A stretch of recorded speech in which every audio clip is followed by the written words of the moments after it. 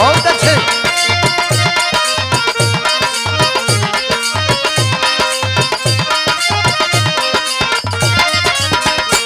सबसे पहले हम भोजपुरी लोकगीत बिरहा गायक देवालाल यादव और साथियन की ओर से सब बिरहा श्रोता भोजपुरिया भाई लोग के नमस्कार बा, प्रणाम बा, आदाब बा, सलाम बा।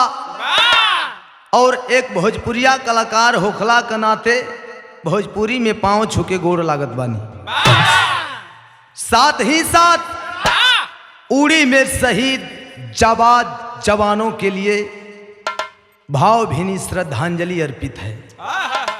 ये आतंक पूरे विश्व के लिए नासूर बन गया है।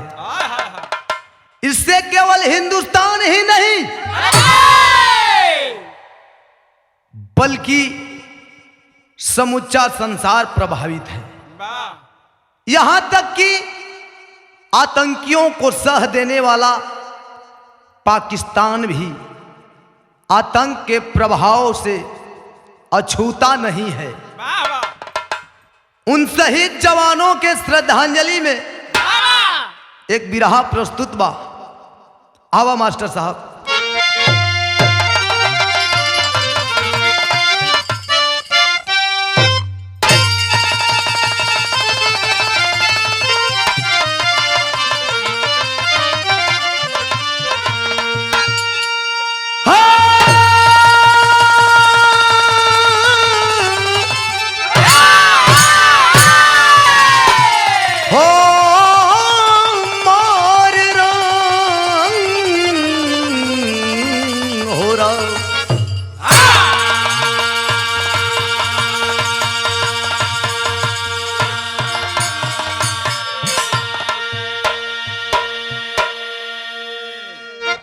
चार लाइन भूमिका के भाव में चेतावनी है। क्या?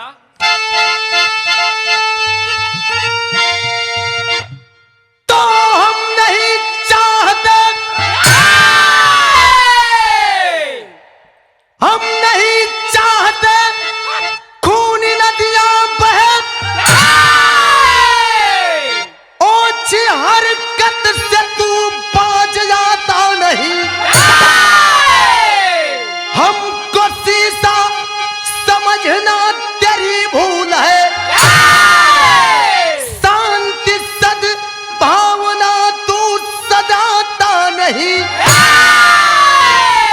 तुमसे खतरा नहीं, खतरा अपनों से है कलह अपने घर में हमें ज्ञात है।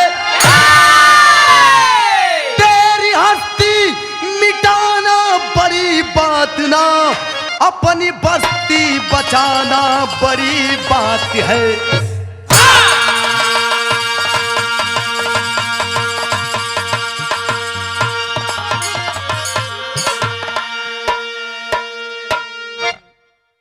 पाकिस्तानी आतंकवादी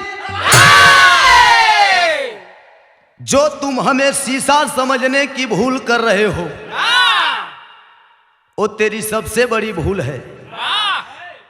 तू जो हमारे हिंदुस्तान के लोगों पे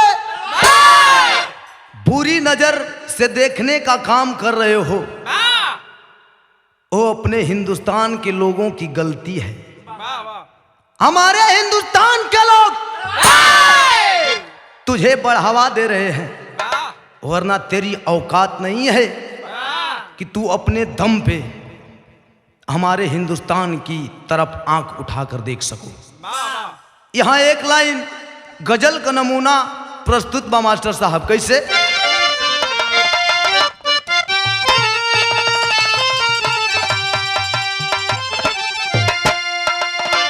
फिल्म का नाम उमराव जान, ऐश्वर्या राय वाली ना, रेखा वाली उमराव जान। मासूका अपने मासूक से कहती है, क्या कहती है?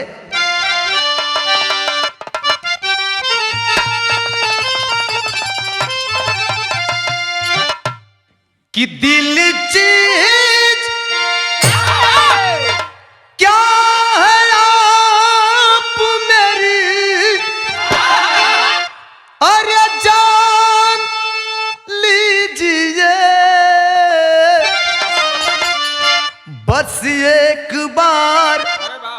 बस एक बार मेरा कहा मान लीजिए।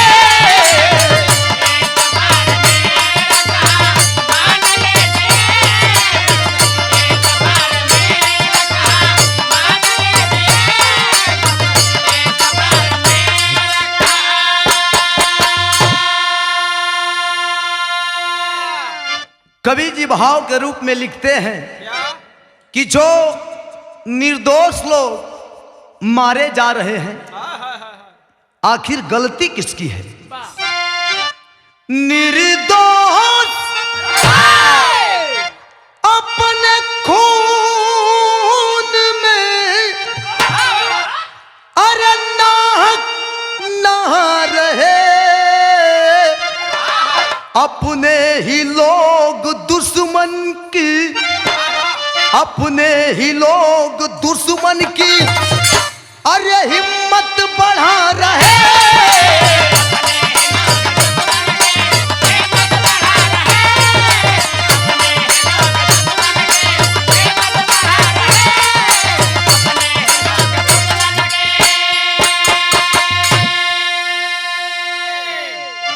एक लाइन और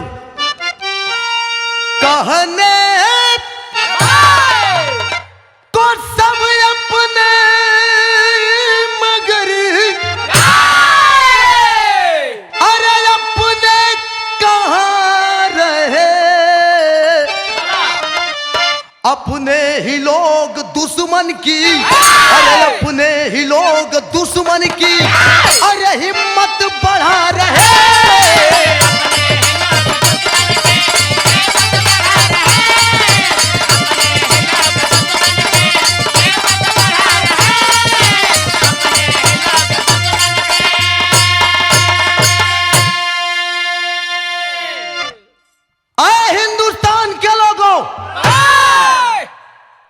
ये जो हमारे हिंदुस्तान में आतंक हो रहा है, आखिर कारण क्या है? सवाल है, अपने आप से सवाल है। जौहरी छंद के भाव में कवि लिखत हुवन, हाँ जौहरी छंद बाकी एकरा में कलर डबल हुई रजा। पहले आज स्वर्गीय बुल्लू गुरु जी के अंदाज में।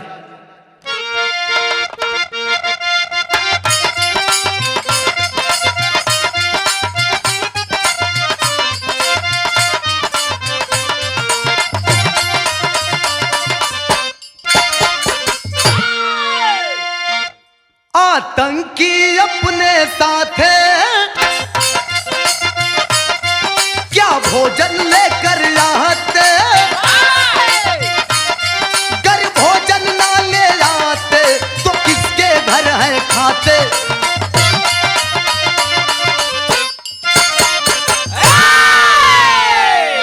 देते जो शरण उन्हें है वही है देश विद्रोही। जयचंद विभीषण जैसे करते हैं काम निर्मोही।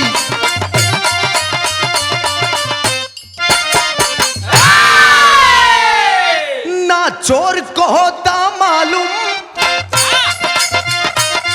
कि किसके घर में क्या है, भेदी ही भेद बताता सामान कहाँ रखा है।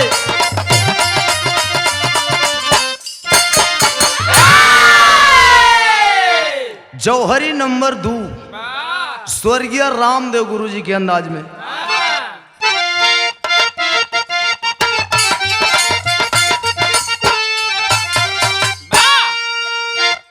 अरे देते जो पना है उनको, उन सबको खोज निकालो, जालिमों को करा कर किसी कारागार में डालो, अलगाव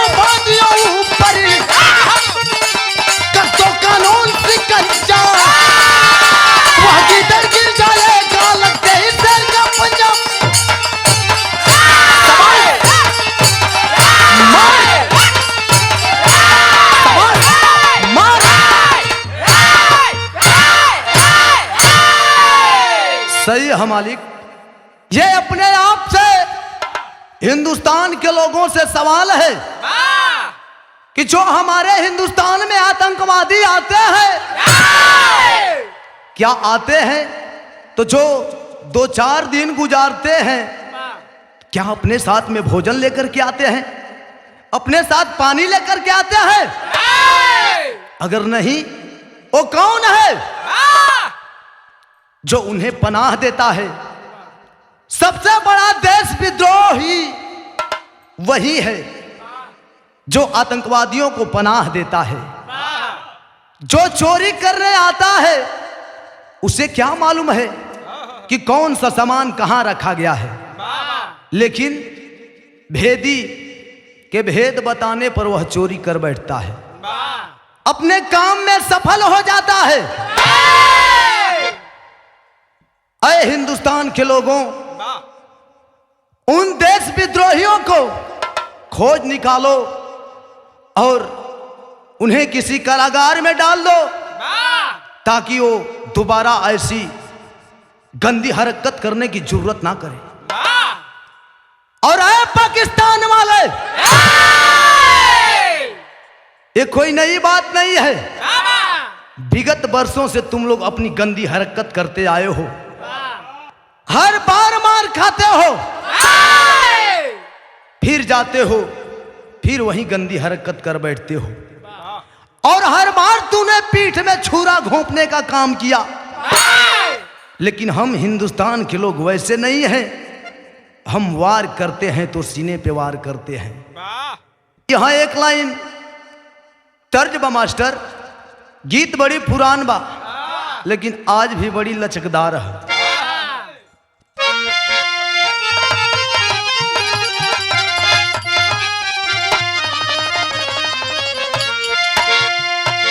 कौनो में हरारू अपने शराबी सैया से कहत बा, का कहे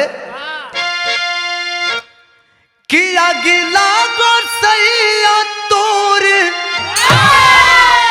अरे ना सके पियाई में, अरे कितना दर्द होले, अरे कितना दर्द होले हमारी कलाई में, कितना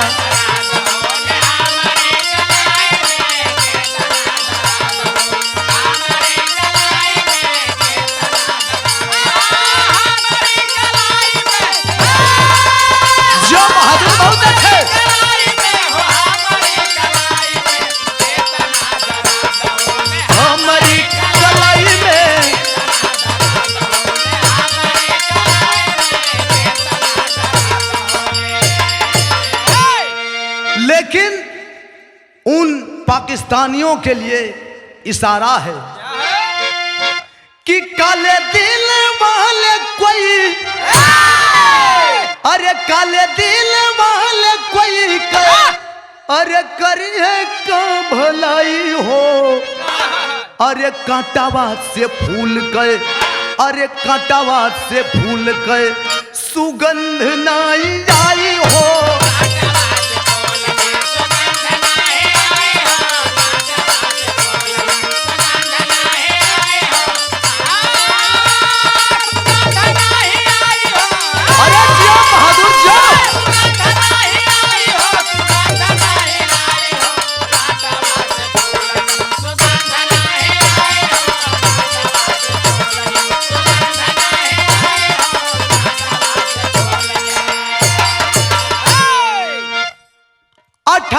सितंबर सन 16 के जिक्रिया हमला कैले उड़ी में आतंकी अत्याचारिया,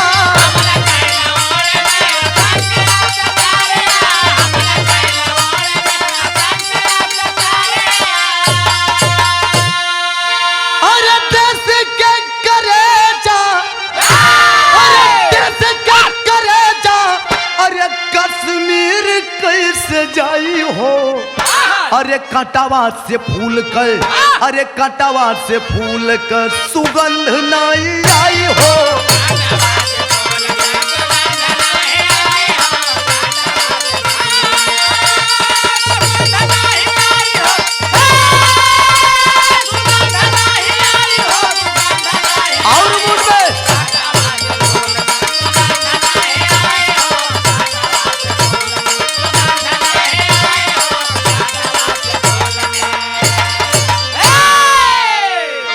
हर बार की तरह 18 सितंबर को जो उड़ी में आतंकवादी हमला हुआ, अनेकों जवान शहीद हुए। उन्हीं शहीदों में से एक शहीद की व्यथा है। कैसे?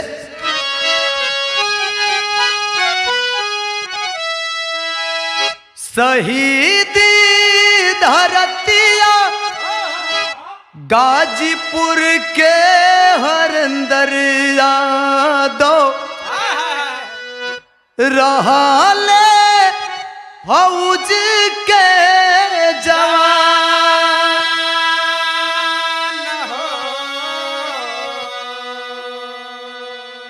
ग्राम गाई देवपुर पाही मर्द थनवा, बाबू केदार यादव के संतान।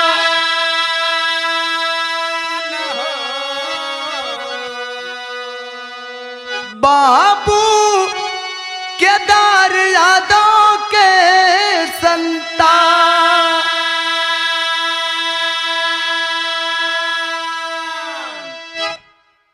गाजीपुर जिले के गाई ग्राम सभा देवपुर पाही, जो मर्दा थाना के अंतर्गत, वहीं के रहने वाले केदार यादव, जिनकी पत्नी का नाम प्रभावती देवी बताया गया। केदार यादव के 6 बेटे, जिसमें सबसे बड़े बेटे का नाम रामायण यादव, जो मुंबई में प्राइवेट काम करते हैं। दूसरे नंबर पर राम विजय यादव, जो ऑटो चालक हैं। तीसरे नंबर पर पप्पू यादव, चौथे नंबर पर रविंद्र यादव और 5वें नंबर पर हरेंद्र यादव, और सबसे छोटा भाई 6वें नंबर पे नागेंद्र यादव। हरेंद्र यादव से जो 4 भाई बड़े हैं, वो अपना प्राइवेट काम करके अपनी रोजी रोटी चलाते हैं। और जो हरेंद्र यादव से सबसे छोटा भाई है नागेंद्र यादव, उसकी पढ़ाई चल रही है। लेकिन हरेंद्र यादव अपनी पढ़ाई पूरी करने के बाद इसके दिल में सपना है। क्या सपना है? यहां एक लाइन बड़ी रंगीन तर्ज लगल भैया, आवा।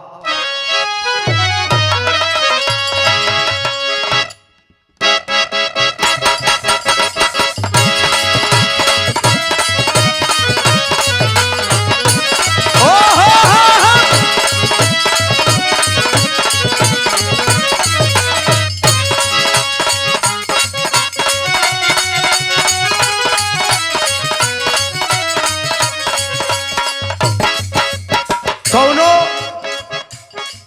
दुल्हन को दुल्हा अनपढ़ मिल गई, दुल्हिया के बड़ा परेशानी होके। ए संतोष भैया ने गंवार मिल गई हो, दुल्हिया के बड़ा परेशानी होके सोचलस कि अपने रजऊ के पढ़ाई जरूर, चाहे जैसे पढ़ाई। अपने ननद से कहत बा, का कहे?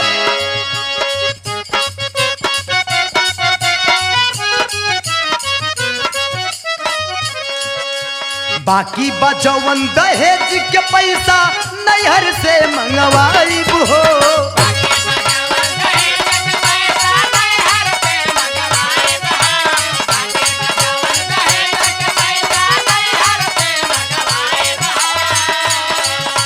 बाकी बजवन दहेज के पैसा नैहर से मंगवाई हो।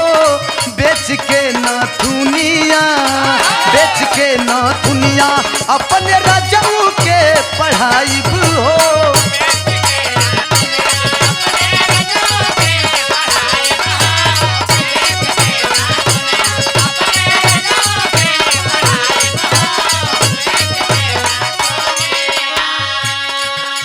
लेकिन हरेंद्र यादव के दिल में सपना क्या है? मिलल बड़ी ही अनमोल जिंदगिया, फिर था नहीं गंवाई हो।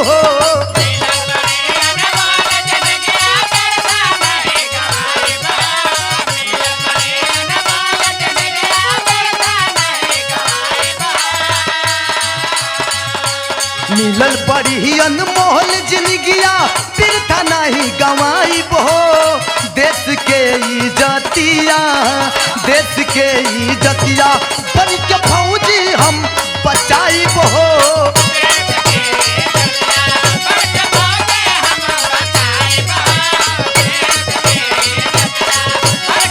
यही सपना है।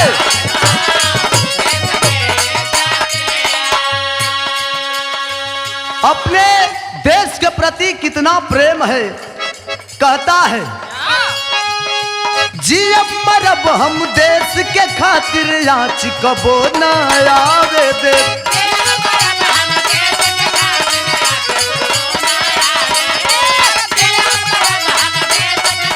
देश के लिए जिएंगे, देश के लिए मरेंगे। भारत माता के दामन में दागी नहीं लगावे दे।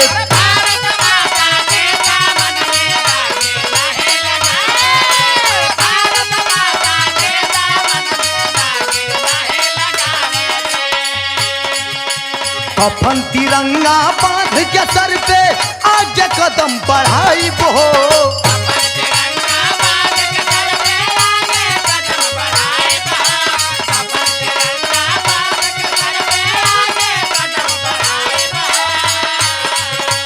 कफन तिरंगा बांध के सर पे आगे कदम बढ़ाई बो दे सके यही जातिया दे सके यही जतिया बन के फौजी हम बचाई बो।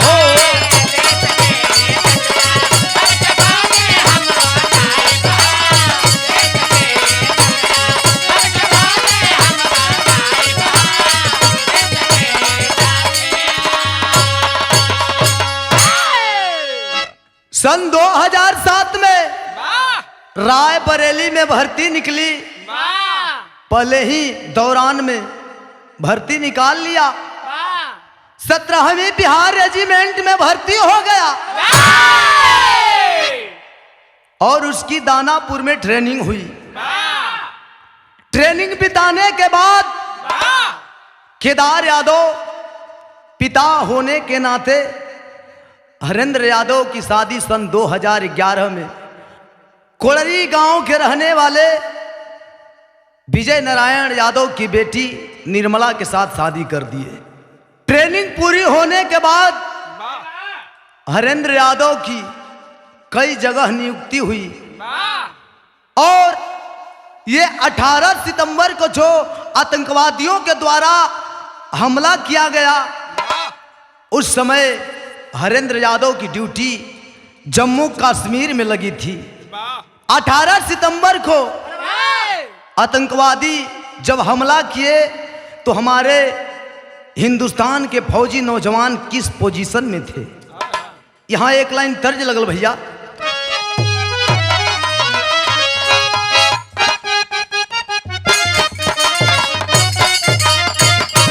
बाबा जी बहुत अच्छे।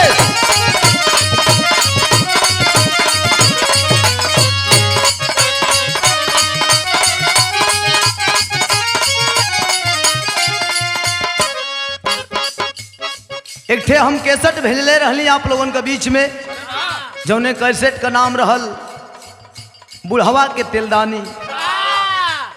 उमा एक थे हम गीत गौले बानी, कैसे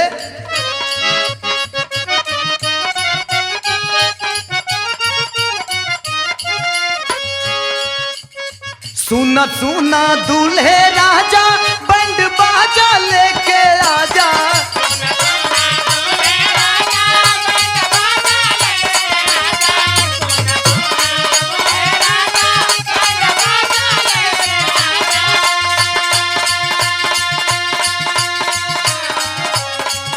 कि सुना सुना दूल्हे राजा बंड बाजा लेके आजा।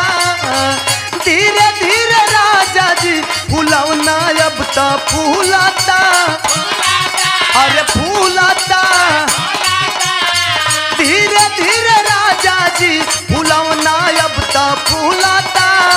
डाढ़ पे जवानी के मदनवा झूला झूलाता।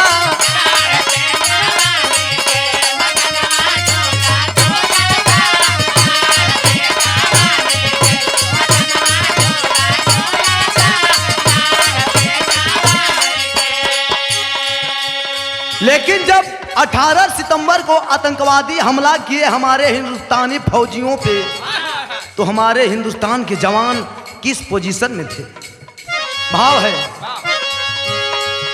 कि सोवे तंबू दरम्यान हमारे हिंद के जवान,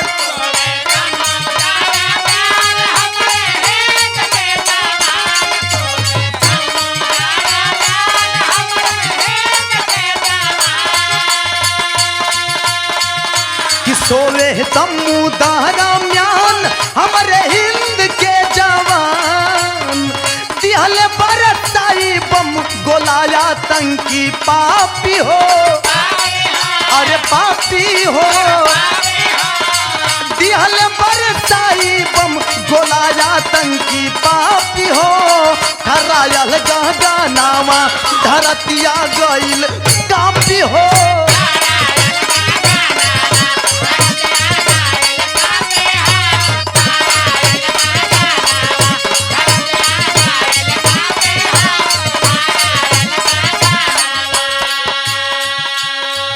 आगिया में तेरा जवान जरी गईले,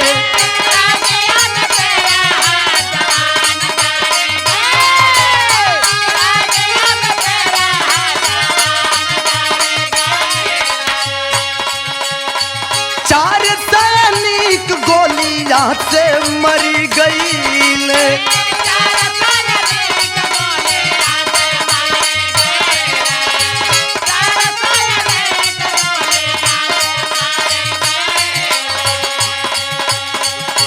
पैरा कमांडो जवान भरे हेलीकॉप्टर उड़ान,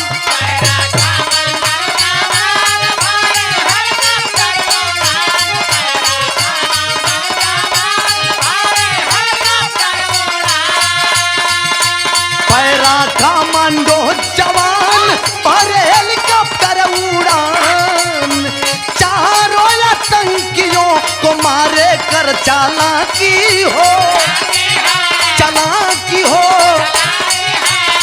चारों आतंकियों को मारे कर चालाकी हो, धरायल गहनावा धरतिया गइल कापी हो।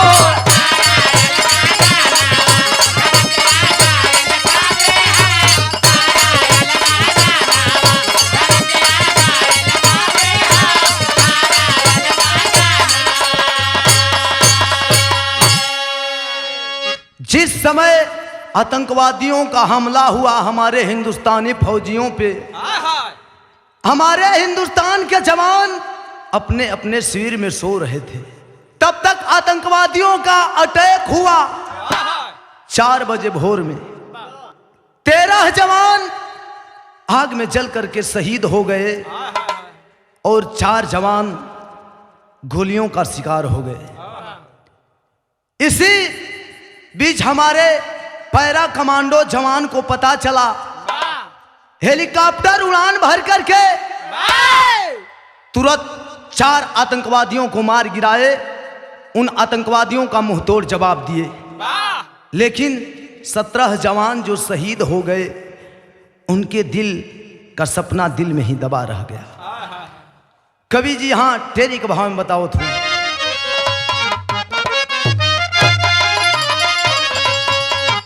दिलवा में रह गई दिल की बतिया,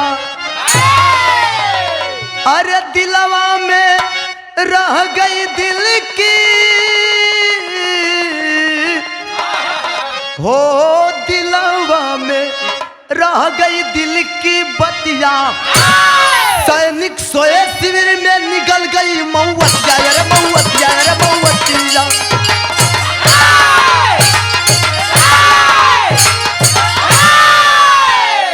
यही है जीवन रक्षक का, यही है जीवन रक्षक का, अपनी रक्षा ना करता है, आन बान सम्मान बदे रक्षा करते ही मरता है।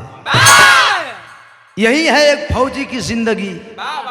मात पिता नारी बच्चों से, मात पिता नारी बच्चों से कुछ भी ना कह पाता है।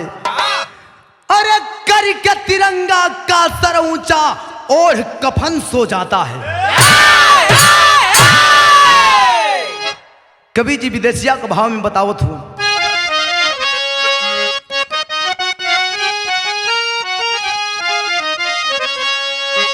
काहल के गलावा में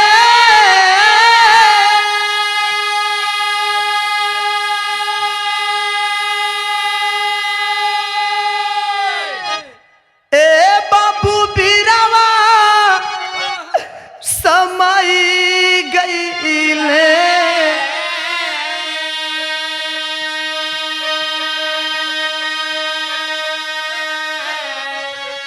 अरे टूटी गईल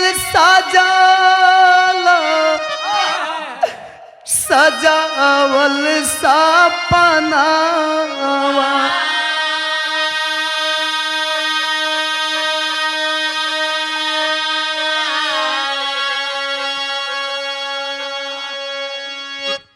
ताबूत में लसिया हरेंद्र के भवन अइली,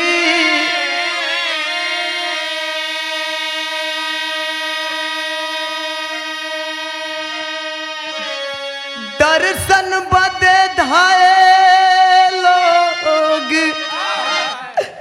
बड़ी से नया नावा,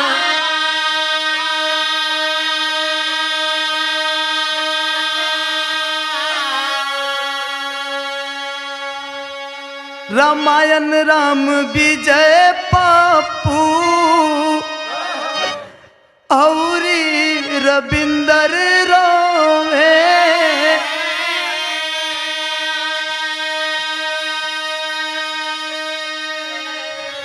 अरे रोवेला नागेंद्र सबसे छोटा का वीराना,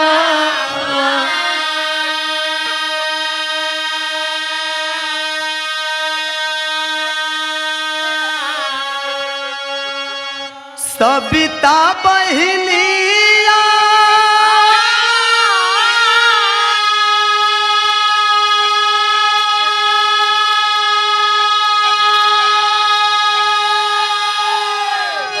अब कल रोई रोई कहे,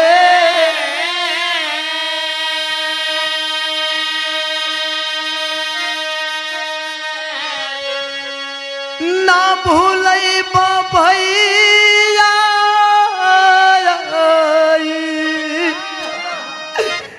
राखी जब सावना,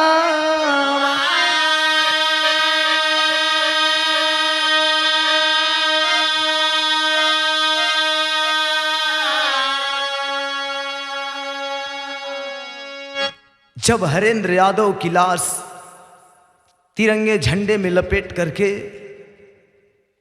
19 सितंबर को जब घर आती है, पूरा माहौल गमगीन है, सारे लोग रो पड़े। हरेंद्र यादव के पांचों भाई रो रहे हैं और जो सबसे बड़ी बहन है जिसका नाम सबिता बताया गया, अपने भैया के लाश पे गिर गिर के सप्ता बहन रोवत है। भैया जब जब राखी का त्योहार आवत रहल, अपने पांचों भैयन के राखी बंधले के बाद जब तोहरे कलाई में राखी बांधत रही, ए भैया हमके बड़ा गर्व होत रहल कि हम एक ठे फौजी के बहन है, एक देश रक्षक के हाथ में राखी बांधत बानी, हमके बड़ा गर्व रहल ए भैया। लेकिन अब भुला तो जइबा, लेकिन जब राखी का त्योहार आई तब ना भूलेबा ए भैया। बहिन रोवत बा। इसी बीच में शहीद हरेंद्र यादव के पिता केदार यादव जी अपने बेटे के विरह में रोते हैं और रो रो के यह कहें, का कहें,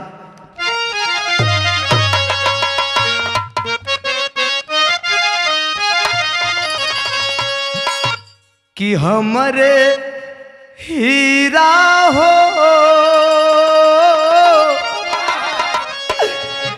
हमरे हीरा हो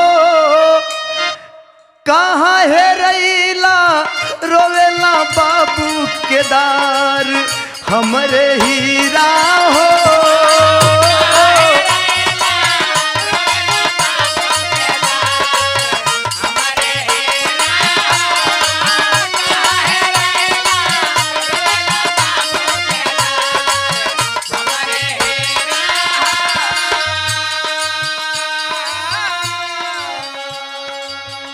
आना जाना जीना मरना सब कुदरत का खेल हो रामा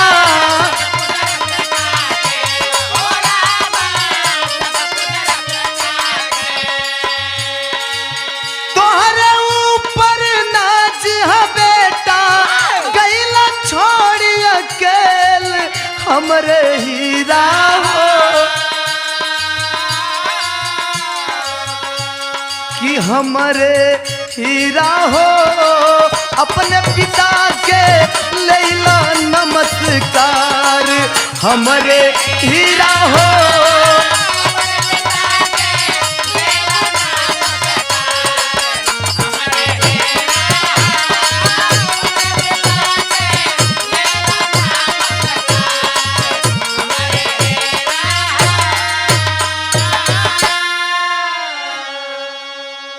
अपने शहीद बेटे के वियोग में केदार यादव रो रहे हैं और कहते हैं कि बेटा जब तक तू जियत रहला तब तक तो के हम अपन आशीर्वाद देते रहली लेकिन आज अपना देश खातिर तू अपन जान गंवा देला ए बेटा ए खातिर हमरा ओर से तोहके नमस्कार बा बाबू रोवत हुवन तब तक माई अली आखिर माई तमाई होली अपने बेटवा का लाश देख के प्रभावती देवी अपने आप में ना रह पैली और अपने बेटा के वियोग में रोवत है और रो रो के ये कहत है का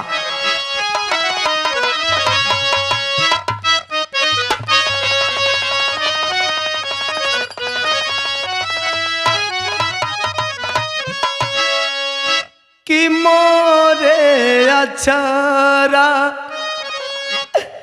के खिलाला सुमनावा सुमनावा मुरझाई गईला हो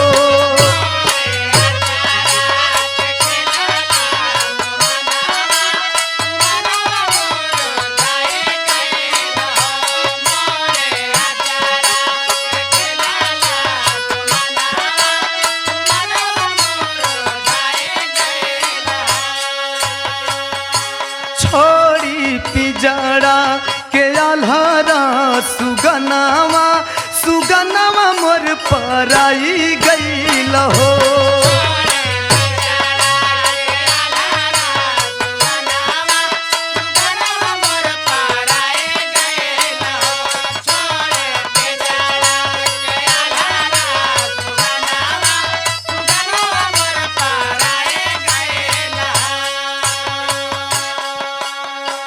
माई रोत है और रो रो के ये कहत ही का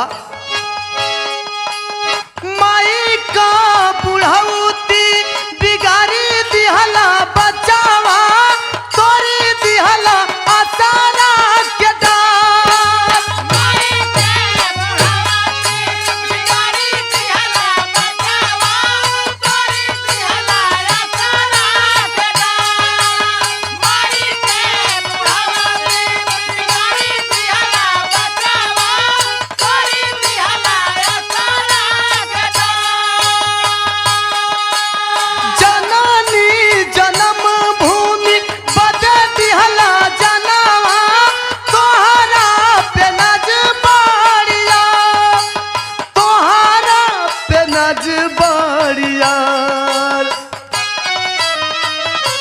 हमारी अखिया के पुतारी रतनावा रतनावा मोर हेराई गईल हो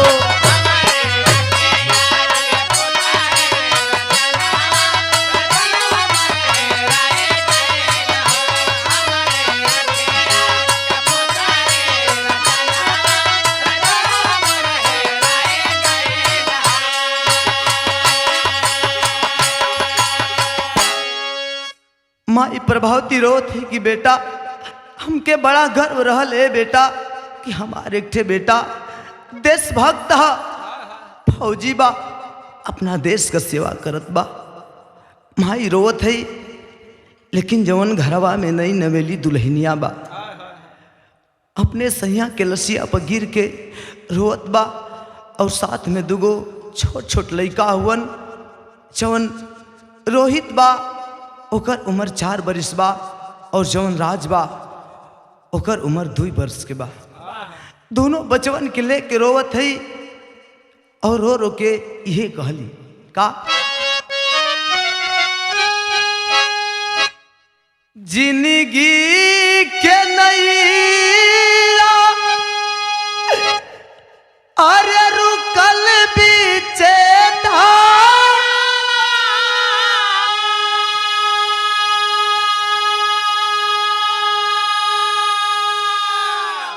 अरे कैसे के लागी अब किनार हो, अरे बचावन के टुवारा बनाई गईला सजना, धोई देहला से नूरा सिंगार हो।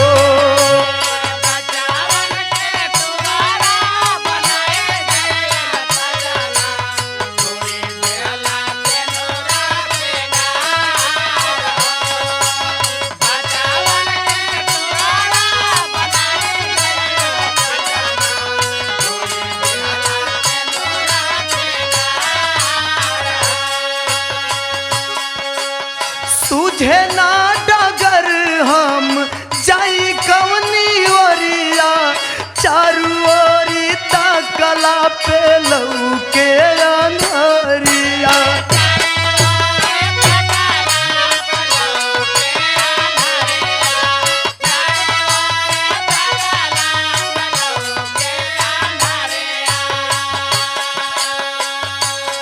सैया अरे तू ही तो एक सहारा रहला, आखिर जिंदगी के करे सहारे बीती है सैया।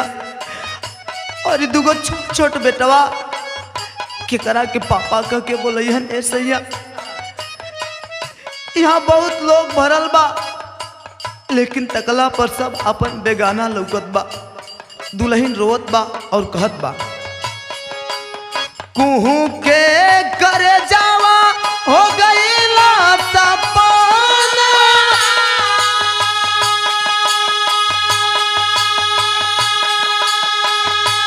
अरे तोड़ी के सनैया के तार हो, बचवन के टुवारा बनाई गईला सजना, बचवन के टुवारा बनाई गईला सजना, धोई देहला से नूरा सिंगार हो।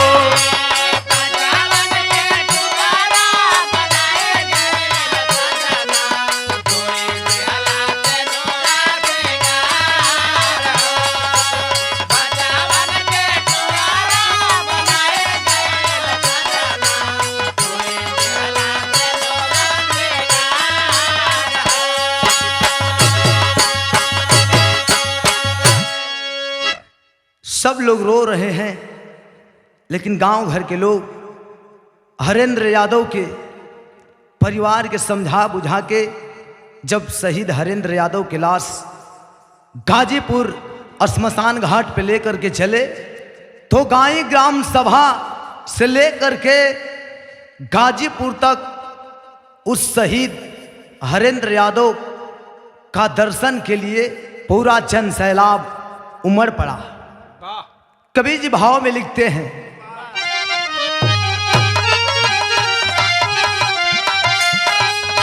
अरे 20 सितंबर मंगलवार नजारा गूंज जयकारा, अरे देख सलामी छलके सुधारा गूंजे जयकारा।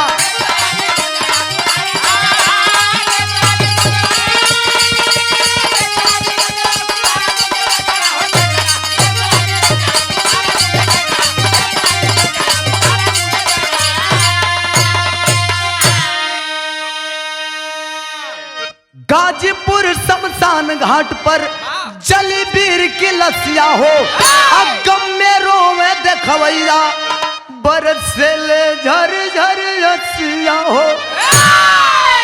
जब शहीद हरेंद्र यादव की लाश जलाई जाने लगी तो सब लोगों के आंख आंसुओं से भर आई और सबके मुख से यही नारा निकलता है, अरे अमर रहेगा, अरे अमर रहेगा सच्चा देश दुलारा, गूंजे जयकारा, और रहेगा जब तक सूरज चांद सितारा, गूंजे जयकारा।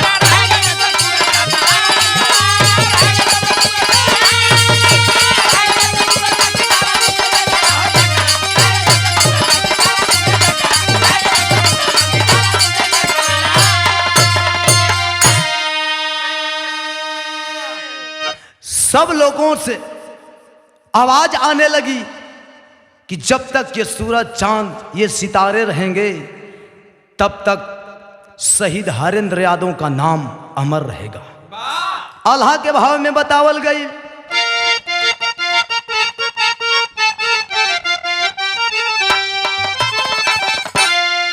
अरे शोक के सागर में अरे तिरंगा डूब गई ले भैया,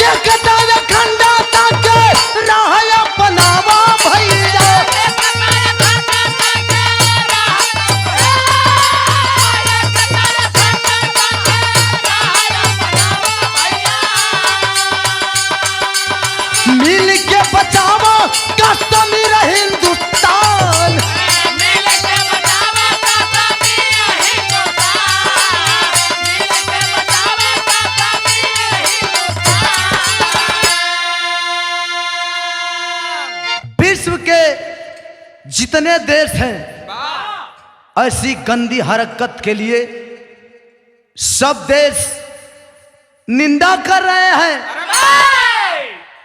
और पाकिस्तानियों की ओर से इशारा आता है, संकेत होता है कि हमने ऐसा काम नहीं किया। लेकिन जो 4 आतंकवादी मारे गए उनके हथियार पर पाकिस्तानी निशान थे। और हमारे हिंदुस्तान के खास करके कश्मीर के लोगों से कहना है कि अगर इसी तरह आतंकियों को पनाह देते रहेंगे, शरण देते रहेंगे,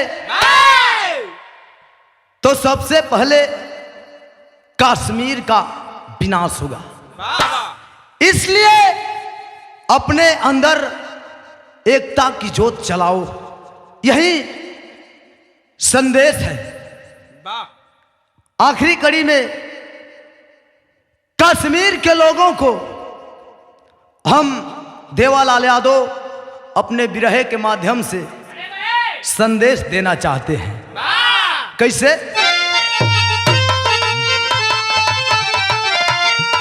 अरे अब से जगाओ चेतना की रोशनी नहीं, अरे खेत के मारा बलवन हमाया वे जो मुदाई।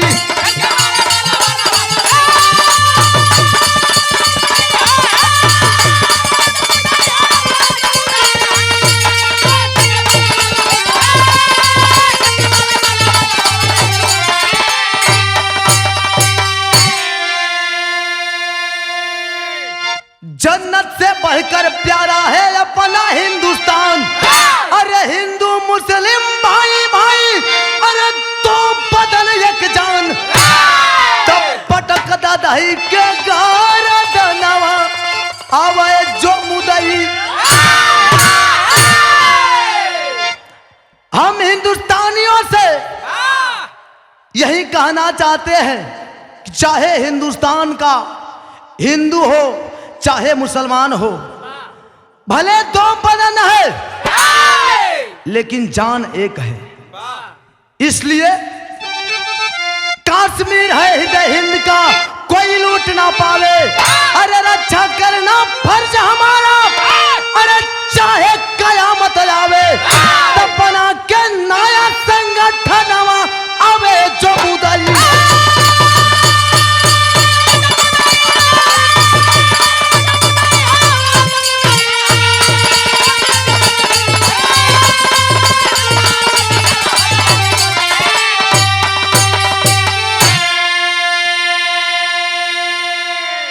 कश्मीर हमारे हिंदुस्तान का हृदय है, अतः हमें इसको सलामत रखने के लिए अपने अंदर एकता की मशाल जलानी होगी, एक संगठन बनाना होगा। कश्मीर हमारा है और हमारा ही रहेगा। गुरु गणेश गुरु रामलाल जिस स्वर्ग में बच्चन पावन, अरे रामदेव चंद का कवि, अरे पुजारी राम। दिलवा में रह गई दिल की बतिया।